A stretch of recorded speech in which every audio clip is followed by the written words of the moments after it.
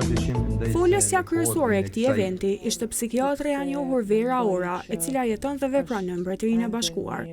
Gjatë fjalimit të saj dhe bisedës me audiencën, ajo solli mesazhin thelbësor se shëndeti mendor është një prioritet i pashmangshëm, por që në Kosovë ende mbetet nën hije dhe nuk e merr vëmendjen dhe trajtimin e duhur. Unë mendoj që konfidencialiteti është një gjatë që tek ne është ende shumë brapa. Rregullat në Londër, unë ku punoj, po e përmendi Londrën sepse atje i di edhe i respektoj mjaft. Është një ndër kërkimet më bazike prej një profesionistit. Në bisedat me disa gra këtu në Kosovë që kom pas, ishte shumë e vrasht mënyra që thanë po unë nuk shkoj te psikologu në Kosovë, sepse ajo ndoshta ma njeh kojshikën, ndoshta ma njeh kunatën, ma njeh shoqën, ma njeh dhe kjo më bën shumë të çuditshme pse profesionistët tonë nuk e respektojnë mjaft konfidencialitetin. Ndoshta jo të gjithë nuk e përfshiu në të gjithë mirë, po janë disa rregulla ndoshta që na duhet të kemi një fokus më të madh, edhe të kemi një guxim që rase diçka e tillë ndodh, ajo duhet të paraqitet. Unë nuk e shoh të arsyeshme që kjo mund të arsyetohet në një mënyrë.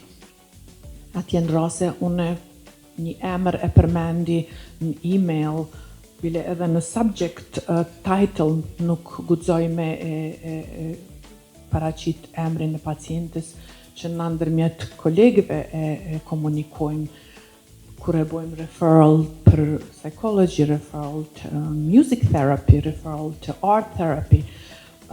Është pak shumë e ndihshme konfidencialiteti dhe i kemi kurset vjetore që mu për këtë e kemi updated knowledge për këtë situatë.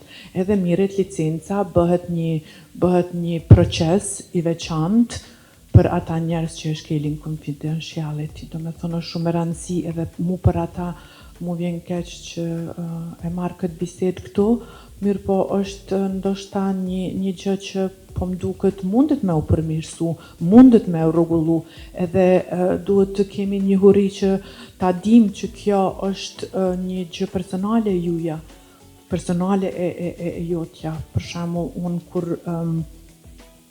kur isha me tretman që ju thash më herët, kur kam qenë më herët, kam kërku ta kem një psikolog. Jo që s'kam qenë mirë mentalisht, apo kam pas mundje mentale të diagnostifikuar, po e kam ditë që nuk mund t'i lejoj vetës të rrëzohem, se isha nane e familjes, young family, isha bashkëshorte, isha profesioniste, edhe nuk isha vetën që ndoshta ajo do të ishte fundi i jetës sime, pavarësisht çfarë diagnoze apo çfarë tretmani ki. Do me thonë është një